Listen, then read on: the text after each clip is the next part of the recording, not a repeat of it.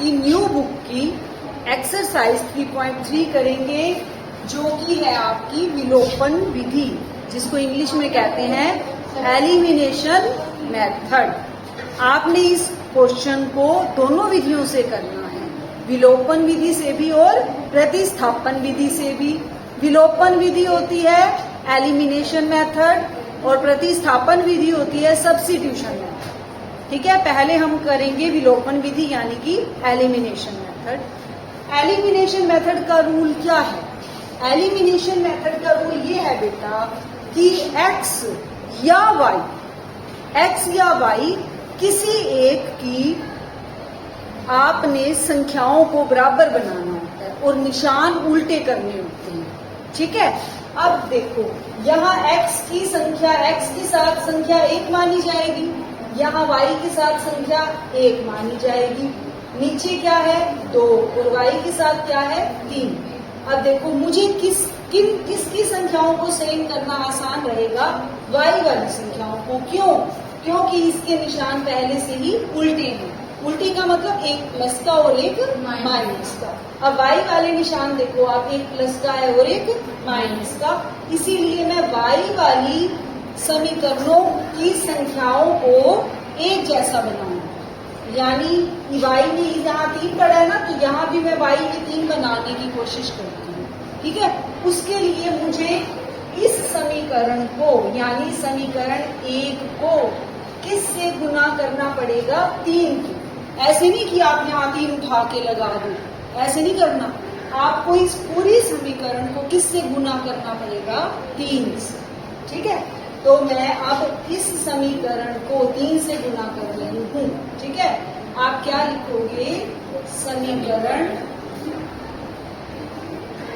1 को 3 से गुना करने पर मल्टीप्लाई इक्वेशन 1/3। ठीक है, अब 3 से मैं इसको मल्टीप्लाई करूंगी तो ये 3x हो जाएगा, इसको 3 से करूंगी तो 3y हो जाएगा, 5 को 3 से मल्टीप्लाई करेंगे तो 15 हो जाएगा। नीचे हमने सेकंड इक्वेशन में कोई भी चेंज नहीं करना। ठीक है, उसको हम ऐसे का ऐसे इसके नीचे लिख लेंगे 2x minus 3y equal to 4। ठीक है, ये कोई भी निशान नहीं है ये वाला। अब बताओ इस यहाँ तक सबको क्लियर हो गया? yes, मैंने कुछ भी नहीं किया, जिस रकम के निशान उल्टे थे मैंने उसकी संख्या को एक जैसा बनाने के लिए 3 से क्या कर दिया? पहले समीकरण को गुना। ठीक है, मल्टीप्लाई कर दिया। देखो अब उन समीकरणों को भूल जाओ, अब हमारे पास ये समीकरण। ठीक है, अब इसको मैं समीकरण ले लेती हूँ 3 और इसको ले लेती हूँ 4। ठीक है, अब 3 माइनस 3 क्या होता है? 0। 3 माइनस 3 0। इसका मतलब ये वाली टर्म्स कट जाएंगी। ठीक है, 3y माइनस 3y कट गया। ठीक है, और 3x और 2x 5x। 15 प्लस 4 9। x कितना हो गया? 90/5। ये देखो कितना आसान था, x की वैल्यू आ गई। विलोपन विधि से हमने करना क्या होता है? समीकरणों को हल करना होता है। समीकरण हल करने का मतलब क्या होता है कि x और y के मान निकालने होते हैं। x का मान निकल गया, अब y का कैसे निकालें? x का मान आप हमें जो 2 समीकरणें दी हुई थी सबसे पहले उसमें रख दो। देखो हमें कौन सी समीकरणें दी हुई थी? ये है ना। अब पहली समीकरण बिल्कुल आसान थी, x plus y equal to 5। मैं x का मान किस में रख देती हूँ? समीकरण 1 में। ठीक है, इसके लिए मैं इसको छोटा कर देती हूँ। ठीक है,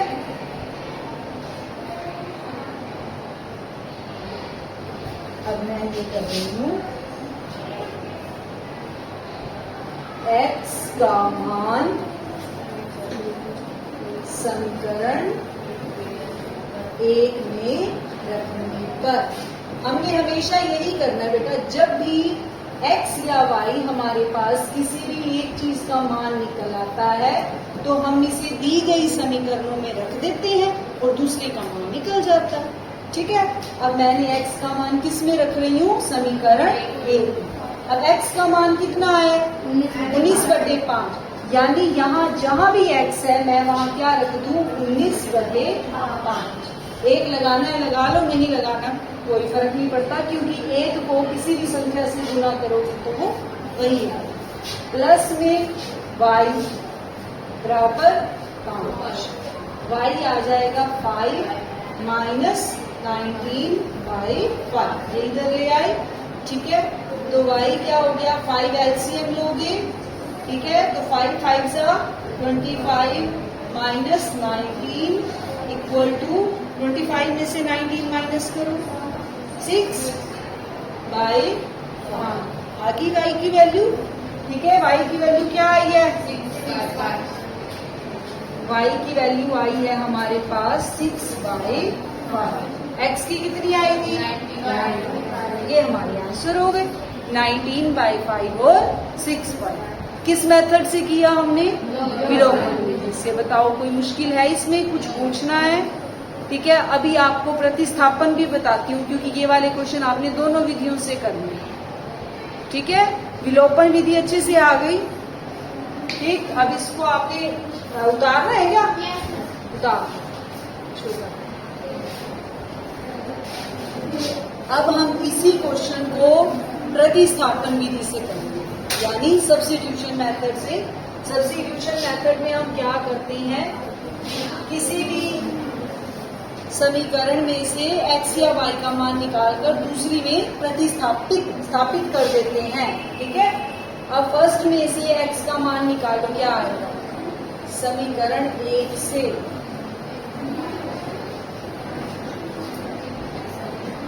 x आ जाएगा 5, y को इधर ले आओ माइनस y।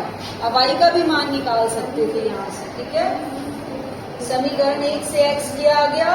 ठीक है, x का मान ये है समीकरण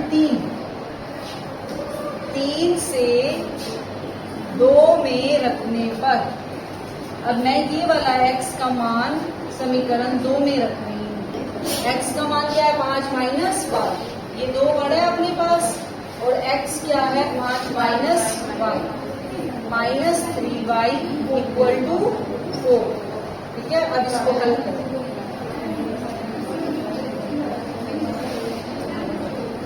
10 minus 2y minus 3y equal to 4, ये 5 हो जाएगा, माइनस माइनस प्लस हो गए ना, इक्वल टू 4। माइनस 5y यही रहने दो, 10 को इधर ले आओ, 4 minus 10 minus 5y equal to 10 minus 4 6 minus के 6। ठीक है, तो अब ये y कितना आ जाएगा, y आ जाएगा, माइनस से माइनस कट गया, 6/5। ठीक है, अब जो हमने समीकरण बनाई थी,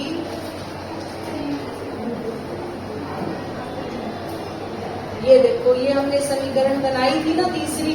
ठीक है, y का मान अब मैं इसमें रख देती हूँ, समीकरण 3 में।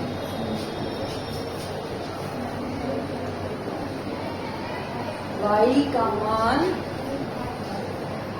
समीकरण 3 में रखने पर, तो x हमारा आ जाएगा 5 माइनस y का मान कितना आया है 6/1। एलसीएम लोगे 5 5 25 माइनस 6 क्या आ जाएगा, ये 19/5। यही आंसर आया था हमारा विलोपन विधि से। ठीक है, तो x कितना आ गया 19/5 और y कितना आ गया 6/5। ये अब आपकी दोनों विधियां हो गई हैं, विलोपन विधि भी और अब इसको ट्राई करके आओगे घर से।